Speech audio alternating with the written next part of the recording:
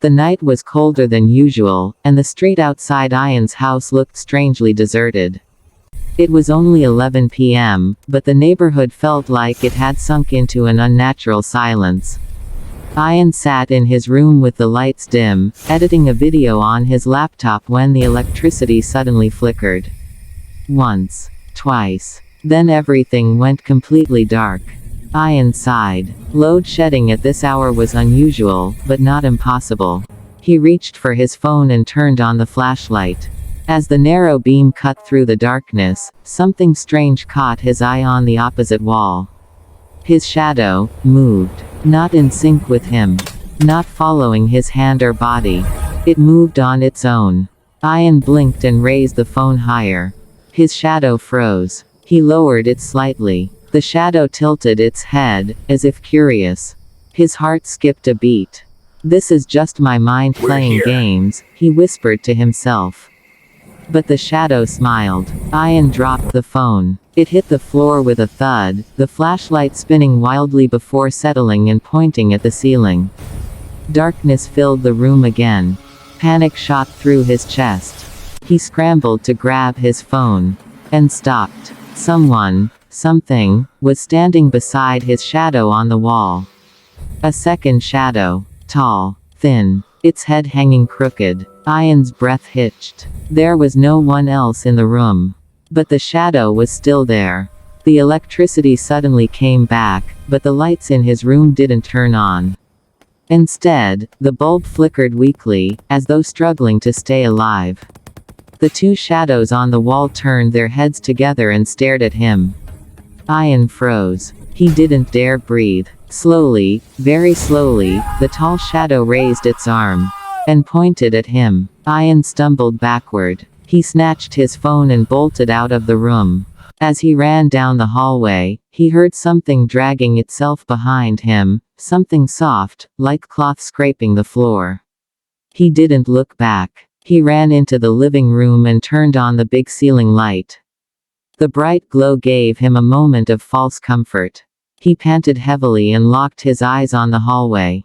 Nothing. Silence. Maybe he had imagined it. Then he noticed it. Every shadow in the room, of the furniture, of the curtains, of the table, was pointed toward him. Bent. Twisted. Like everything in the room was leaning in his direction. Shadows don't do that. Ayan backed away until his legs hit the sofa. He tried calling his parents, but his phone showed no service. The Wi-Fi was dead too. Suddenly, a soft tapping began from behind him. Tap. Tap. Tap. He turned slowly. The window blinds were closed, but a shadow, human-shaped, stood behind them. The tapping grew louder. Tap tap. Tap tap tap. Ayan covered his ears and screamed, "Leave me alone." The tapping stopped. For a moment, everything fell quiet.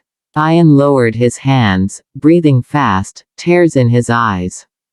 Then he saw it. The shadow behind the blinds spread wide, like arms stretching across the entire window. A distorted hand-shaped silhouette began pressing through the fabric, pushing forward, pushing inward. Ayan stumbled back toward the front door. The entire room went dark. Pitch black. Then hundreds of tiny whispers filled the air. "He sees us. Finally sees us. We can move now." Shadows began crawling across the floor, slithering like dark snakes, climbing onto the walls, merging, separating, growing. Ayan ran for the door and grabbed the handle. It didn't move. He twisted harder. Nothing.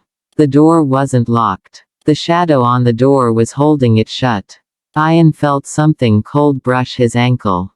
He looked down. A human-shaped shadow lay stretched across the floor, its fingers wrapped around his leg.